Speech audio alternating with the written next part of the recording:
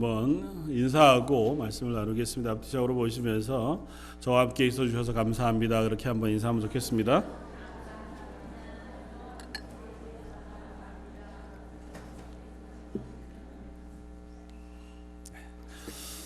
한번 따라 해보시겠습니다. 하나님은 살아계십니다. 아멘. 오늘 사무엘상 1장 말씀을 가지고 왕이 없던 시대에도 라고 하는 제목으로 은혜를 나누고자 합니다.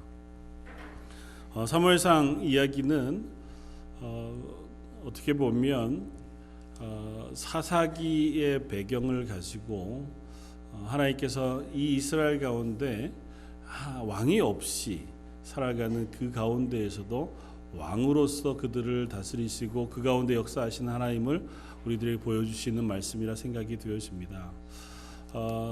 사무엘상 1장의 배경이 되는 시대는 사실은 사사 시대입니다. 그래서 사사기 마지막에 나타나는 삼손이라는 사람 사사의 이야기, 그 시대와 사무엘상 1장의 시대는 아마 비슷한 시기로 연결이 되어지는 것 같고, 또 사사기 말미에 기록되어지고 있는 죄악된 안타까운 두 레위인의 사건 이야기도 같은 배경이 되는 이야기들인 것 같습니다. 그때는 한마디로 표현하면 그때 이스라엘의 왕이 없었다고 성경은 그 시대를 평가합니다. 그러니까 그냥 왕정이 없었다는 것이 아니고 또 정치 체계로서 아직도 시족 사회, 부족 사회 정도쯤의 모양만 갖춘 공동체로 살고 있었다라는 의미라기보다 이스라엘의 왕으로 섬기는 하나님이 그들의 삶 속에 없었던 시대였다. 그러니까 각자 자기 소견대로 행하던, 그래서 하나님 말고 내 뜻과 내 생각이 중심이 되어 살아가던 그 시대가 바로 사사시대였다고 하는 것을 이야기해주고, 그런 사사시대였음에도 불구하고 하나님은 그 가운데에서도 여전히 하나님의 구원의 사역, 구원의 계획을 이루어 가시고 또 아주 사소하고 일상적인 개인의 삶을 통해서 하나님의 그 일들을 이루어가고 계시다는 사실을 사무엘상을 통해서 우리에게 보여줍니다. 오늘 말씀을 묵상하면서 어쩌면 사사시대와 같이 현재의 시대도 하나님이 없는 시대를 살아가고 있는 우리들이, 우리와 우리의 자녀들 삶 속에서 살아계신 하나님, 그 하나님을 온전히 믿음으로 고백해서 그 하나님 안에서 우리의 삶이 하나님의 영광을 드러내고 또 하나님의 일들을 감당하는 그러한 삶을 살아가면 좋겠습니다. 다짐하는 시간 되기를 주님의 이름으로 부탁을 드립니다. 사실은 이번 말씀을 준비하면서 그런 고민을 했습니다. 우리들이 가지고 있는 믿음은 과연 실제적인가 하는 질문입니다. 믿음은 이론도 아니고 또 어떤 이상도 아닙니다. 그리고 믿음은 어떤 관념이거나 어떤 그냥 우리를 위로해주는 어떤 것에 불과한 것도 아니다는 것이 분명합니다. 하나님 살아계시다고 하는 고백은 말 그대로 그 하나님이 지금도 살아서 우리의 삶 가운데 역사하시고 일하시고 개입하시고 동행하신다고 하는 그 믿음의 고백을 우리가 하는 사람들이고, 또 그 믿음을 가지고 이 땅의 삶을 살아가는 사람들이 저와 여러분들인 것이 여러분들인 것이 분명합니다. 그럼에도 불구하고 자주 우리들의 삶 속에 그 살아계신 하나님 앞에서의 삶을 놓쳐버릴 때가 많이 있습니다.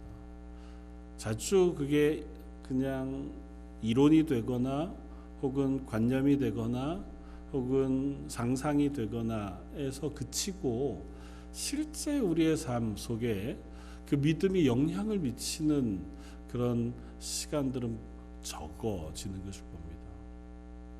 요즘 우리들이 브라질 리오에서 올림픽이 계속되어지는데요. 올림픽을 보면 참 그 선수들이 열심히 하는 모습을 보고 또 무엇인가를 성취하는 모습을 보면 참 대단하다 생각이 되었습니다. 대부분 메달을 땄건 아니면 어쨌든 시합을 잘 끝냈건 간에 끝나고 난 선수들 인터뷰하는 인터뷰들을 들어보면 그들이 지난 4년 혹은 8년 혹은 10여 년 되는 시간을 이 한 시간을 위하여 얼마나 수고해 왔는지를 익히 알 수 있습니다. 심지어 먹는 것도 제대로 안 먹어봤고, 그래서 이거 끝나고 나서 제일 하고 싶은 게 맛있는 거 먹고 싶다는 거고, 마음대로 잠 실컷 자보고 싶다는 거고, 아니면 못했던 연애를 한번 해보았으면 좋겠다, 이젠 결혼 생각도 해야죠, 뭐 그런 정도쯤의 이야기를 하는 것으로 보아서 그들은 이것 하나의 목표를 두고 정말 최선을 다해서 달려왔다 생각이 되었습니다. 그럴 수 있었던 것은 그들에게 분명한 목표가 있었기 때문이고, 또 그것이 실제적으로 자기들 앞에 있었던 일이기 때문이었을 겁니다. 그러니까 이 올림픽이라고 하는 것, 혹은 그 어떤 경기, 그곳에서 내가 어떤 성과를 내는 것, 그것이 내 눈앞에 너무 명확하고 분명하기 때문에 내가 오늘 하루를 열심히 그것을 위해서 달려가는 다름질을 할 수 있었던 거죠. 저 여러분들의 믿음도 동일하다고 이야기합니다. 우리가 믿음으로 사는 삶도 실제적으로 하나님이 부르신 부르심 앞에 하나님의 나라를 향해서, 혹은 우리의 믿음의 삶을 경주하는 다름질이라고 이야기합니다. 분명한 목적지가 있고 분명한 끝이 있다고 이야기합니다. 하나님의 심판대 앞에 설 날이 있고, 또 우리에게 맡기신 분명한 삶의 목적들이 있고, 또 그 삶의 목적 가운데 살아계신 하나님이 우리 가운데 동행하시면서 우리의 삶을 주관하신다고 하는 믿음의 고백이 있습니다. 그럼에도 불구하고 우리들의 믿음의 삶은 올림픽을 준비하는 그들과 같지 못하다고 하는 생각이 듭니다. 표현하자면 그런 것에 비유해 볼 수 있지 않을까, 이렇게 생각해 보았습니다. 모의고사 보는 것 같은. 시험은 봐요. 그러니까 우리가 알고는 있고, 그러니까 하나님 살아계시다는 것도 알고, 믿음으로 살아야 한다는 것도 알고, 또 믿음으로 사는 것 속에 하나님이 어떻게 은혜 베풀어 주시는 줄도 압니다. 다 알고 또 그렇게 살기 위해서 애쓰기도 합니다. 그런데 이게 모의고사예요. 모의고사는 뭐냐 하면 실제 시험을 보기는 보지만 시험의 결과가 나에게 대단한 영향을 미치지는 않습니다. 알아야 답을 쓸 수 있고, 또 답을 쓴 만큼 성적이 나와요. 그러나 그 성적을 가지고 내가 대학을 들어가거나 혹은 뭐 어떤 진학을 하거나 뭐 그런 것에는 영향을 미치지 않고 그냥 한번 쳐보는, 모의로 쳐보는 시험이죠. 그러니까 하기는 합니다. 알기도 알고. 그러나 그게 내 삶에 영향을 미칠 거라고 하는 믿음이나 그런 기대는 별로 하지 않는 거죠. 우리들이 신앙생활하는 게 그와 같지는 않나 하는 생각을 해봅니다. 신앙생활을 하긴 합니다. 믿기도 믿고 그게 뭔지도 압니다. 어떻게 해야 하는지도 알지만 실제 내 삶을 결정하고 판단하고 살아갈 때에는 조금은 멀리 떨어져 있는, 그것에 의하여 결정하고 그것에 의하여 전력 투구하고 그것을 목표하고 달려가고 그것 때문에 삶의 방향을 결정하지는 않는, 알기는 알지만 실제는 이쪽의 삶을 살고 있는 그런 삶을 우리가 살고 있는 것은 아닌가 하는 생각을 해봅니다. 우리 자녀들에게 어떻게 삶을 가르칠 것인가, 우리의 삶이 이 땅을 살아가면서 어떤 삶을 살기를 기대하고 그들에게 무엇을 가르쳐 줄 것인가를 생각해 보아도 역시 같은 질문과 같은 대답 속에 서 있습니다. 내가 우리 아이들에게 하는 이야기들의 많은 부분들이 하나님 살아계시고 하나님이 우리의 삶의 주인이시다, 그리고 그 하나님 앞에서 우리가 이 땅에서 하나님 부르신 부르심대로 살아가는 그런 그리스도인이다고 하는 것을 정말 잘 가르치고 그렇게 살도록 기대하는지, 그것도 가르치지만 그 주일날 가서 예배하고 또 그렇게 신앙생활하면 너 마음의 위로도 얻을 수 있고 또 힘겨울 때는 많이 격려도 될 거야. 그렇지만 세상을 살아가는 데는 우리 혹 그렇게 우리 자녀들을 가르치고 있는 것은 아닌가. 오늘 본문의 배경이 되는 사사시대가 그러했습니다. 사사시대는 왕이 없던 시대라 표현하고 그 왕이 없던 시대의 배경의 이야기들을 사사기 말미에 쓰고 있습니다. 대표적인 사건이 두 가지가 나오는데, 하나는 한 레위인이 한 개인이 만든 우상, 그 우상의 제사장으로 들어가서 한 가정의 제사장 노릇하는 이야기가 나와요. 레위인은 제사장으로 섬길 수 있습니다. 그러나 제사장으로 섬기는 레위인이 섬길 대상은 하나님 한 분밖에 없습니다. 하나님 외에 다른 신들을 위해서 또 다른 우상들을 위해서 하나님 레위인들을 제사장으로 부르시지 않으셨어요. 그런데 이 사사시대 때에 일반 사람들은 고사하고 레위인조차 그냥 아무 집에서나 나에게 그런 거죠. 연봉을 좀 많이 주는 그런 집에 가서 그냥 아무 우상이나 되고 그 우상의 제사장 노릇을 하는 일들이 비일비재한 시대였습니다. 어떤 제사장은 자기의 성적인 욕구를 따라서 첩을 얻습니다. 그리고 여행을 하다가 베냐민 지역 어떤 성읍에 들렀는데 그 베냐민 성읍에 있는 남자들이 이 방문객인 레위인과 이 첩을 노려 내놓으라 이렇게 얘기합니다. 마치 소돔과 고모라 때의 이야기처럼 첩을 내주고 자기는 안전을 얻습니다. 그 첩이 거기에 있는 물량배들에게 윤관을 당하고 죽임을 당합니다. 그리고 그 죽임당한 그 첩을 몸을 12조각을 내어서 12지파에게 보내서 내가 이렇게 억울한 일을 당했으니 억울함을 갚아줘라. 뭐 이렇게 전가를 보내면 말도 안 되는 이야기죠. 그런데 그 일 때문에 베냐민 지파와 나머지 지파 사이에 전쟁이 일어나서 베냐민 지파 모든 남자들이 다 죽임을 당합니다. 400명만 남고 다 죽어요. 그것도 와 이러다가 집 하나가 없어지겠다고 경각심을 가져서 겨우 400명이 살아남았지 안 그랬으면 완전히 집 하나가 없어질 만한 일이 사사기 말미에 일어납니다. 그 시대 때 얘기예요. 그러니까 그 시대에는 하나님이 없습니다. 하나님의 백성이긴 하고 하나님의 말씀이 있고 실로의 성막이 있고 그곳에 예배도 드리고 그곳에 올라가 제사하는 제사도 드려집니다. 그런데도 불구하고 그들의 삶 속에는 하나님은 없어요. 하나님의 말씀도 없고 하나님의 명령도 없고 하나님이 살아계셔서 우리의 삶을 지켜보신다고 하는 믿음의 고백도 없습니다. 하나님 일하시지 않았느냐? 아니요. 그들 가운데 하나님께서 그들이 하나님의 말씀대로 살지 않아서 이스라엘 남쪽에 있는 블레셋이라고 하는 민족을 도구로 쓰셔서 이스라엘을 괴롭게 했습니다. 그래서 하나님께서 사사를 보내신 사람이 삼손이었어요. 삼손으로 인하여 블레셋과의 전쟁을 승리한 이후에도 또 실패해서 사무엘상 3장에 가면 그 블레셋 때문에 또 이스라엘이 고난을 겪습니다. 심지어는 그 전쟁 때문에 언약궤 또 빼앗겨버리고 실로에 있던 성막도 회파가 되어져 버리는 완벽한 실패 가운데로 놓여지기도 해요. 그것이 하나님이 이스라엘에게 경고하신 내용입니다. 그런데도 불구하고 그 하나님 앞에 이스라엘은 되돌아오지 않았습니다. 지금 시대는 어떨까요? 지금 저와 여러분들이 사는 시대의 모습은 이 사사시대와 다를까요? 그냥 죄가 많다는 걸 떠나서 성경이 평가하고 있는 때에 이스라엘의 왕이 없으므로 각기 그 소견에 오른 대로 행했다더라는 것처럼 지금 이 시대를 하나님께서 평가하면 이 시대에는 하나님을 믿는 사람들이 많을까요? 우리들의 마음속에 하나님이 살아계셔서 각자 그 사람들이 하나님의 말씀에 순종하고 하나님의 말씀에 따라 살았다더라고 하는 평가를 얻을까요? 아니면 그 시대에는 하나님을 예배하는 예배는 있었으나 그들의 삶 속에 살아계신 하나님에 대한 고백은 없어서 각기 자기 마음에 원하는 대로 욕심을 따라서 살았다더라고 하는 평가를 얻을까요? 저와 여러분들 여기에 계신 믿음으로 사는 이들은 그렇지 아니라고 믿습니다. 말씀을 준비하면서 인터넷 포털 사이트의 국제면, 사회면 기사들을 한번 쭉 둘러보았습니다.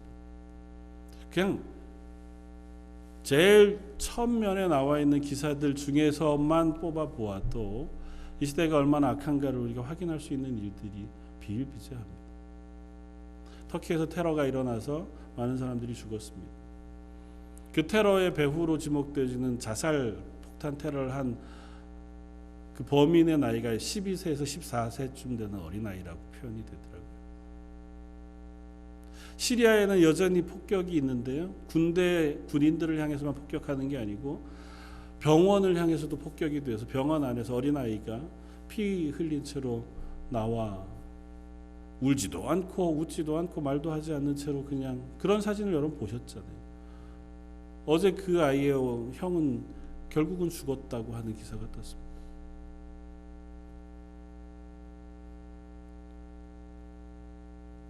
아버지가 내게 용돈을 좀 적게 준다고 해서 14살짜리가 아버지를 때려서 아버지를 죽인 이야기가 있는가 하면, 아버지가 2살짜리 아이를 때려서 아이를 죽인 이야기도 우리가 읽습니다.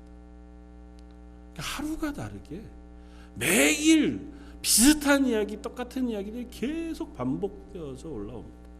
서로가 서로를 미워하고 서로가 서로 반목하고 그것 때문에 폭력이 생기고 서로 죽이고 두려워하고 그것 때문에 나뉘어진 이야기들 뿐만 아니라 가족 안에서조차 서로 사랑하고 보듬어 안아야 할 그 관계에서조차 그거 깨어지고 나뉘어져서 싸우고 죽이고 고통당하는 이야기들이 얼마나 많은 시대를 우리가 살아가는지 모릅니다.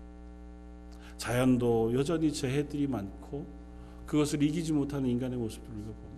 사사시대와 비교해서 지금 시대가 훨씬 더 하나님을 잘 알고 구원받은 그리스도인들이 많아서 그래도 하나님의 말씀대로 살아간다고 얘기할 수 있을까요? 그렇지 않다면 오늘 본문 가운데 나와 있는 두 사람, 엘가나와 한나라고 하는 사람들을 통해서 우리가 이 세상, 이 왕이 없는, 하나님 없는 시대를 살아가는 삶 속에서 어떻게 하나님을 섬기며 믿음으로 살아갈 것인가를 묵상할 수 있었으면 좋겠습니다. 오늘 본문 1절에 이렇게 소개합니다. 에브라임 산지 라마다임 소빔에 에브라임 사람 엘가나라 하는 사람이 있었다고 표현합니다.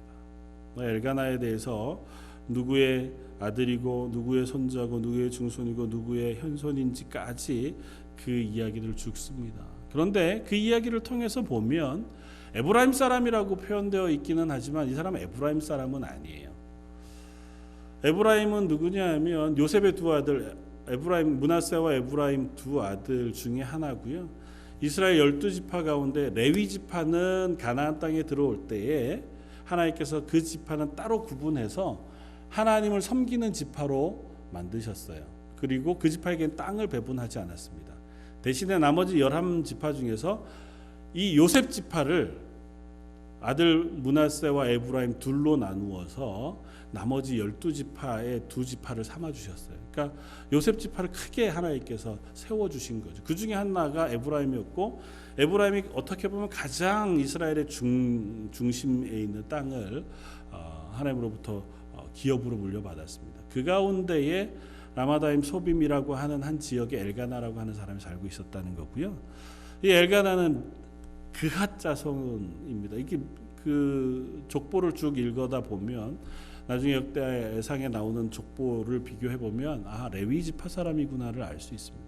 그러니까 레위 지파 사람으로 이 에브라임 지파 지역에 있는 성에 사는 사람이에요. 그럴 수 있었던 이유는 레위 지파에게 땅을 주지 않은 대신에 하나님께서 도피성이라고 하는 성과 아울러서 이스라엘 전역에 10개의 성을 레위 지파 몫으로 따로 띄워주셨어요. 그래서 그곳에 살면서 하나님의 성막을 섬기고 하나님의 성전을 섬기고 레위 지파로서 온전히 풀타임 사역자로 살 수 있도록 레위 지파를 세워주셨습니다.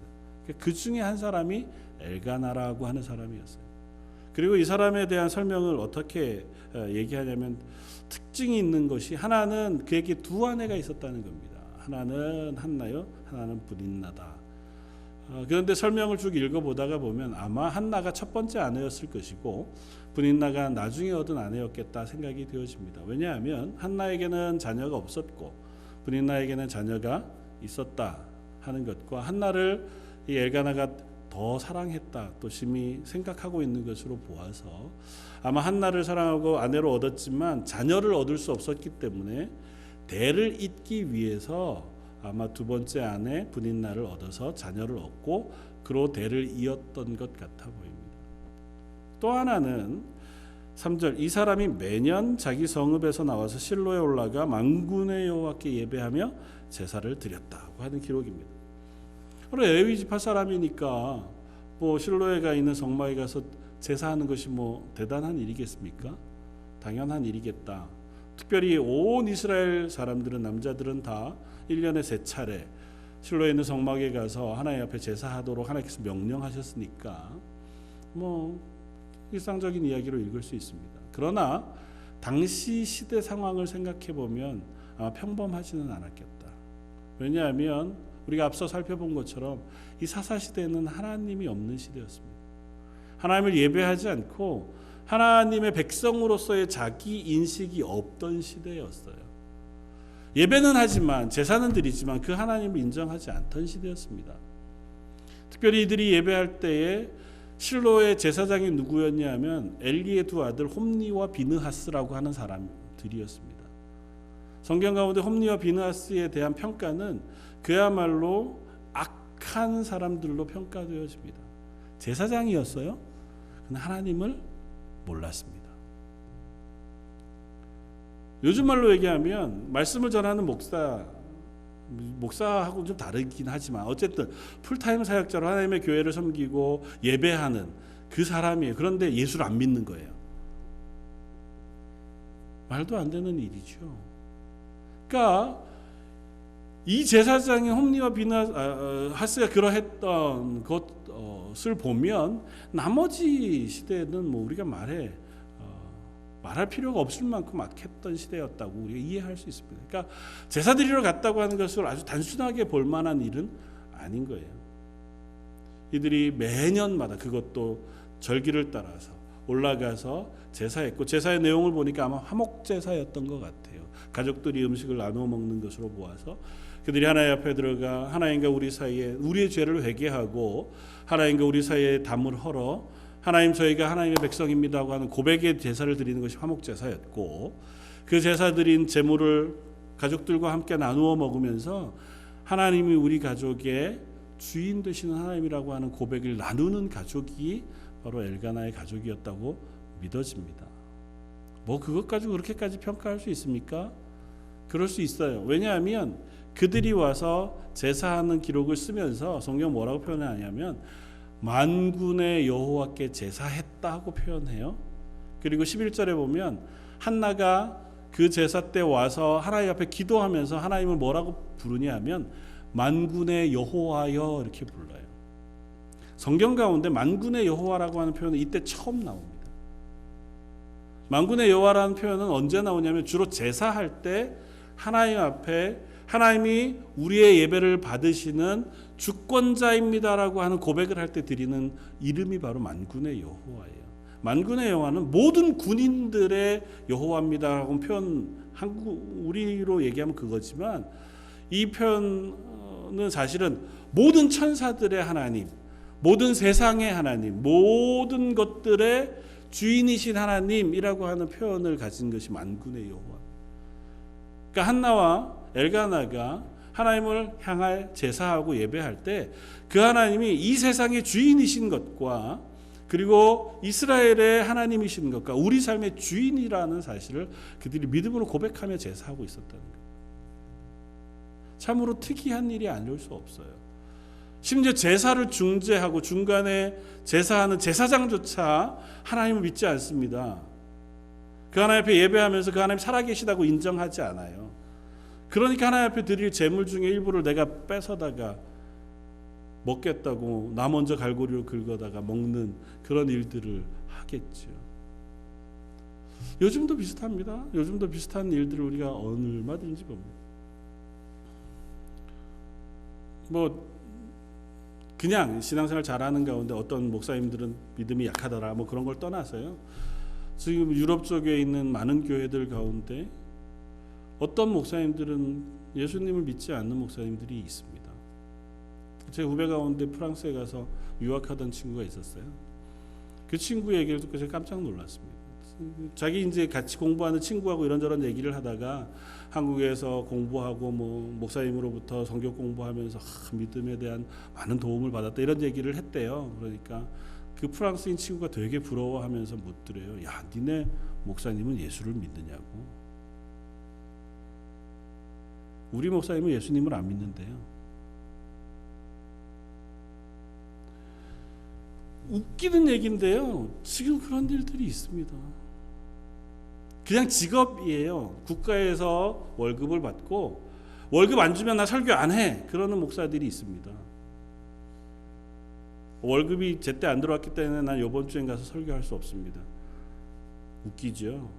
지금 시대가 그렇습니다. 저와 여러분들이 그렇지 않다고 해서 지금 시대가 그렇지 않은 게 아니에요. 그 시대처럼 지금 시대도 하나님이 없는 시대로 우리가 살아갑니다. 조금씩 그 하나님에 대한 고백과 그 하나님이 살아계셔서 우리의 삶을 주관하신다는 그 믿음의 고백이 사라지는 시대를 살아요. 그런 때에 적어도 엘가나와 한나라고 하는 이 사람들은 그 하나님이 살아계신 줄 믿었습니다. 특별히 한나가 기도합니다. 하나님 앞에 기도하면 만군의 여호와요. 그 하나님 앞에 간절히 기도하는 이유는 다른 게 아니에요. 내가 아들이 없어서 참 억울합니다. 분인나라고 하는 둘째 아내 들어와서 아들을 낳고는 나를 얼마나 멸시하는지. 심지어 성경도 그렇게 표현해요. 그의 적수인 분인나가. 참 너무한 표현이죠. 그런데 그렇게 느꼈다는 거겠죠, 한나가. 그것 때문에 얼마나 괴로웠고 힘들었으면 올라가서 남편이 주는 음식, 남편의 그 위로 이런 거 다 물리치고 슬퍼하며 하나님 앞에 기도합니다. 너무 그렇게 기도하니까 엘리라고 하는 제사장이 보면서 제발 술 취한 채로 들어와 가지고 그렇게 기도하지 말라고 얘기할 만큼. 그러니까 정말 죄송한 표현이지만 정신 없는 것처럼 하나님 앞에 간절히 기도했어요.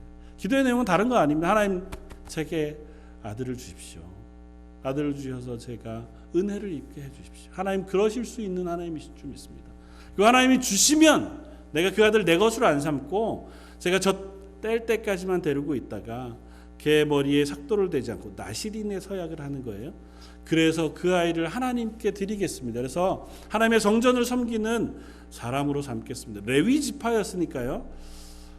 그 레위 지파는 어떤 성년이 되면 하나님의 성전을 섬기는 순번을 따라 섬기는 훈련을 받고 섬기게 됩니다. 그런데 이 한나는 그것보다 더한 서약을 하는 거예요. 아예 어릴 때부터 성전 안에서 살면서 하나님을 섬기는 그런 사람으로 삼겠습니다. 그렇게 서약해요.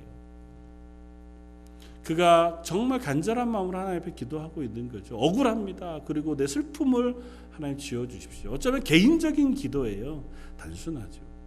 그러나 그 기도의 내용과 또 2장 1절 이하의 아들 사무엘을 얻고 나서 하나님 앞에 감사하며 기도하는 그 찬양의 내용을 살펴보면 한나가 그 하나님을 얼마나 신실하게 믿고 신뢰했는가를 알 수 있습니다. 그 하나님이 우리의 기쁨도 허락하시는 하나님, 때로는 우리에게 환난도 허락하시는 하나님인 줄 알고 하나님이 나를 부하게 하실 수도 있고 나를 가난하게 하실 수도 있는 하나님이실 줄을 믿습니다. 그렇게 고백합니다. 그 하나님이 나를 구원해 주셔서 감사합니다. 아들을 준 것을 날 구원해 주신 것이라고 고백하면서 감사해요. 그러니까 적어도 이 엘가나와 한나라고 하는 사람은 그 시대 속에 살아계신 하나님에 대한 믿음을 가지고 있었던 사람인 것 같아 보입니다.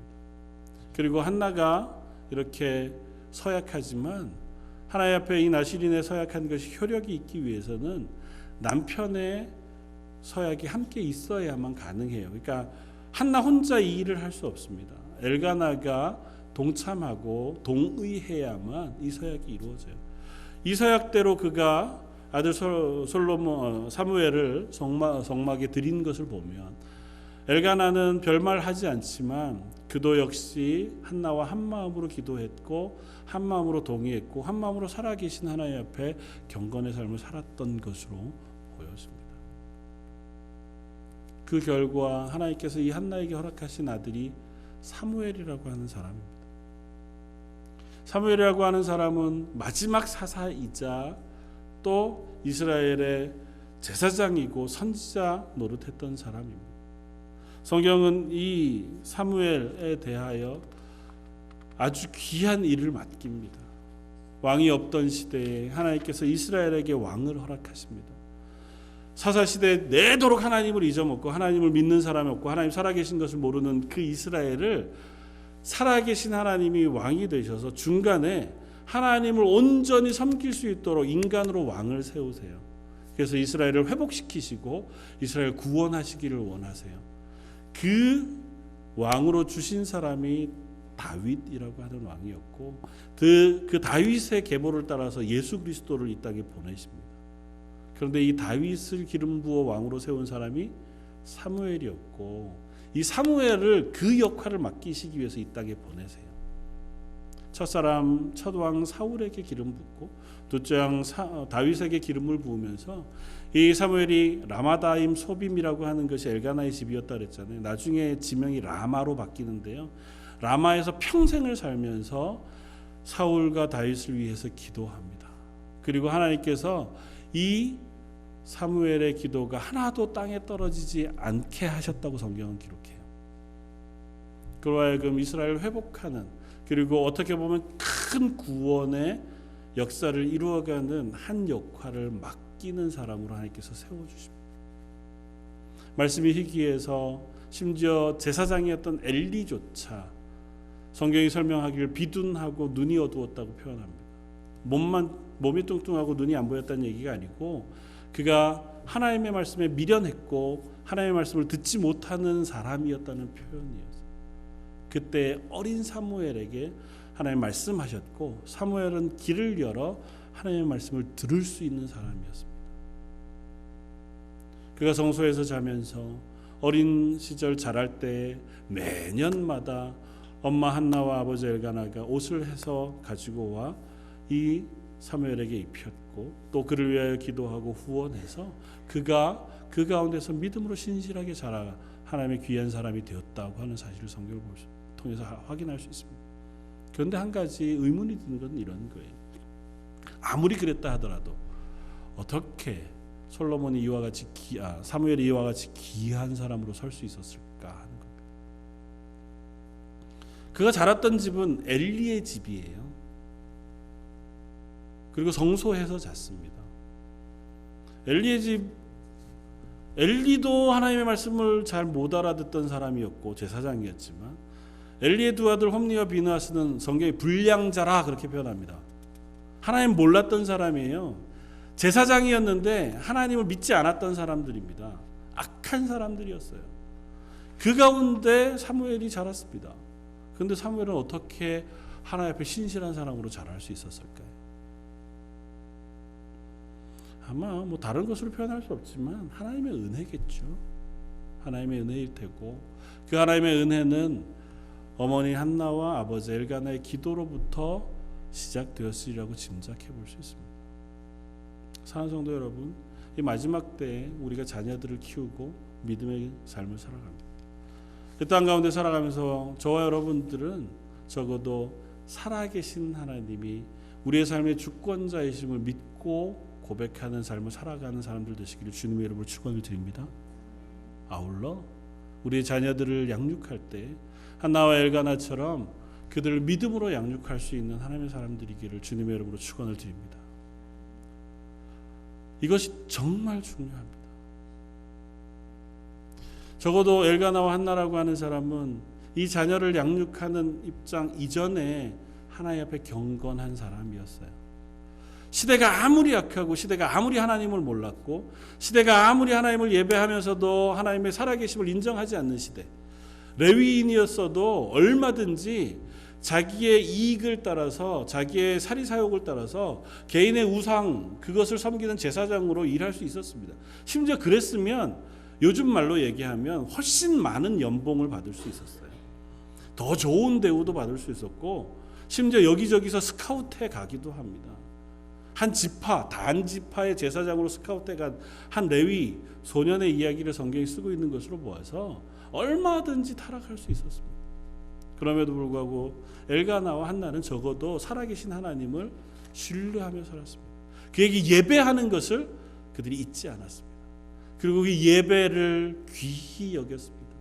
그냥 예배 왔다가 간 것이 아니고 제사할 때 그 하나님이 내 기도를 들으시는 줄 알아서 그 눈물 흘려가며 자기의 아주 사소한 문제지만 하나님께 간절히 기도할 수 있는 믿음이 그들에게 있었습니다. 한나가 기도한 게요, 나라와 민족을 위하여 대단한 일을 기도하지 않았습니다. 하나님 제게 정말 대단한 인물을 하나 주셔서 그 인물이 이스라엘을 일으키는 사사가 되게 해주십시오. 그렇게 기도 안 했습니다. 하나님 이 나라를 회복시켜 주십시오. 이 나라의 믿음을 회복시켜 주시고 이 나라에 하나님의 나라가 임하게 해 주십시오. 그렇게 기도도 안 했어요. 아직 그런 기도를 하지 말란 얘기가 아니고요. 한나가 그런 걸 안 했다고요. 한나가 그런 거 안 하고 한나 뭔 기도했다고요. 하나님, 저 불임난 데 때문에 제가 마음이 억울합니다. 제 억울한 걸 좀 들어주십시오. 제게 아들 하나만 주십시오. 제가 갖지도 않고 젖먹이 때만 제가 품고 있다가 하나님 앞에 드리겠습니다. 하나님, 제 억울한 것 좀 풀어주십시오. 어떻게 보면 이렇게 표현하면 죄송하지만 사소해요. 개인적인 기도입니다. 그러나 그 기도를 들으시는 하나님을 한나는 믿었어요. 그 하나님은 나를 부하게도 하시고 가난하게도 하시는 하나님인 줄 알았습니다. 내 기도를 들으시면 내게 내 태가 끊어졌을지라도 내게 아들을 허락하실 능력이 있는 하나님이신 줄 믿었습니다. 심지어 내 기도를 들으시면 내게 응답하시는 하나님이신 줄 믿었어요. 어느 시대예요?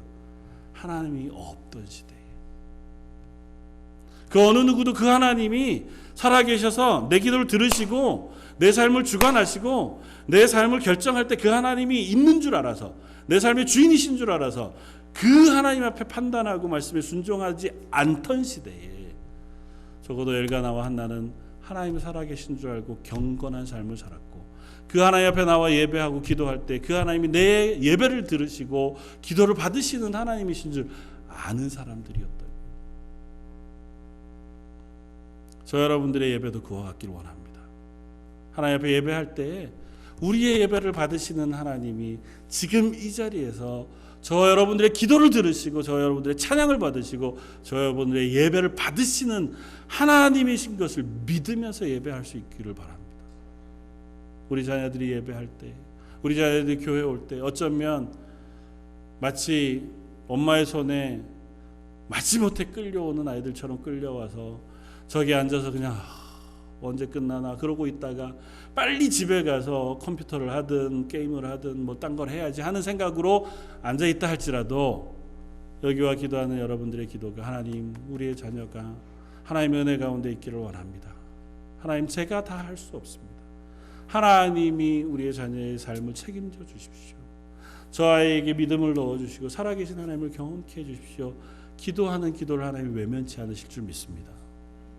사랑하는 성도 여러분, 그것이 우리 자녀들을 살리고 저 여러분들을 살리는 길인 줄 믿습니다.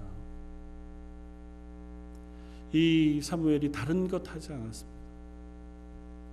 사무엘에게 더 특별한 무슨 교육도 이루어지지 않았습니다. 혹 다른 이들과 다른 게 있었다면 사무엘은 성소에서 잤습니다. 잠을 잔 장소가 아마 성소였던 것 같아요. 지성소와 성소, 그 성소에서 사무엘은 잠을 청했었던 것 같아 보여요. 하나님의 성전, 하나님이 계신 곳, 하나님이 살아서 역사하신다고 믿음으로 고백하는 사람이 그 하나님이 계신 곳에서 잠을 청하고 삶을 살았다고 하는 것도 굉장한 의미가 있다고 믿습니다. 우리 자녀들이 지난 한 주간 동안 여름 성경학교를 하고 또 이번 한 주는 노예 수련회로, 다음 한 주는 또 우리 교회 EM 수련회로 떠나갑니다. 교회 와서 예배드릴 뿐만 아니라 때로는 와서 잠도 자고 또 교제도 하고 밥도 먹고 친구들과 지내는 그 시간들이 아무것도 아닌 것 같지만 그 시간이 그들에게 하나님의 은혜를 경험하는 시간이 되는 줄 믿습니다. 사무엘이 성전 안에 있을 때 뭐 했겠어요? 그때 뭐 성경 공부를 되게 열심히 했겠습니까? 24시간 무릎 꿇고 기도했겠습니까? 물론 그런 것도 했겠지만 물 깃고 나무 패고 뭐 성전 청소하고 거기서 누워 자고 그냥 그랬을 것 아닙니까? 그러나 그 마음속에 하나님 살아계시지, 그리고 하나님 살아계신 하나님이 여기에 임재해 계시지라고 하는 믿음을 가지고 그 안에서 살았을 때 그가 살아계신 하나님의 음성을 들을 수 있는 귀가 있었다고요. 그가 하나님 앞에서 신실하게 자라가고 하나님께서 그에게 총명과 지혜를 더하셨다고 성경은 표현합니다. 우리의 자녀들도, 저와 여러분들도 하나님을 예배하고 하나님의 교회를 섬기고 이 가운데 생활하는 그 시간들이 헛되고 허튼 것이 아니라 하나님의 은혜를 경험하는 것인 줄 알아서 하나님, 저희의 삶이 그와 같기를 소원하고 우리의 자녀들의 삶이 하나님의 은혜 가운데 서 있는 하루하루가 되길 원합니다. 억지로라도 예배 자리에 데려와 앉히시고 억지로라도 성경을 읽히시고 억지로라도 그 아이들을 위해서 함께 기도하는 그런 저 여러분들이길 원합니다. 그러면 사소한, 제가 계속 이 표현을 쓰는데요, 죄송합니다. 한나는 자기를 위해서 기도했지만 그 기도 때문에 하나님 허락하신 사무엘이 이스라엘 전체를 위하여 왕을 세우는 귀한 사사의 역할을 감당합니다. 그리고 하나님의 구원사 속에서 보면 하나님이 예수 그리스도를 이 땅에 보내시는 구원사의 큰 역할, 그 첫 걸음에 시작되어진 다윗에게 기름을 부어 하나님의 구원사의 일익을 감당하는 귀한 인물이 되어지기도 합니다. 저 여러분들이 우리 자녀를 위해서 기도하고 우리의 믿음을 위해서 기도하는 그 개인적인 기도를 할지라도 하나님께서 그 기도를 들으셔서 응답하시는 그 응답 가운데 하나님이 이 땅 가운데 하나님의 일들을 이루시는 귀한 역사도 이루어 주시는 줄 믿습니다. 로마서 8장 28절에 하나님을 믿는 자들, 그 하나님의 부르심을 받은 자들은 모든 것이 합력하여 선을 이룬다고 하는 그 고백은 그와 같은 줄 믿습니다. 저 여러분들이 나와 우리의 자녀를 위하여 기도하는 그 작은 기도를 하나님께서 선으로 이루셔서 하나님의 일들을 하시고 하나님의 놀라운 일들을 이 땅에 이루시는 그러한 역사를 우리에게 보게 하실 줄 믿습니다. 저 여러분들이 자녀들을 위해서 또 우리를 위해서 가족을 위해서 교회를 위해서 기도하는 저 여러분들의 삶 되시기를 주님의 이름으로 부탁을 드립니다. 한번 같이 기도하겠습니다. 왕이 없던 시대에도 하나님 앞에 믿음을 지키고 예배를 소중히 여기며 내 기도를 들으시는 그 하나님 앞에 간절히 기도하던 엘가나와 한나를 통하여 하나님께서 이 땅 가운데 구원의 역사 가운데 중요한 역할을 감당할 사무엘을 허락하시고 그 사무엘로 하나님의 일들을 감당케 하신 것을 저희가 봅니다. 이 세상도 여전히 왕이 없던 시대, 아니 하나님을 믿지 않는 시대를 저희가 살아갑니다.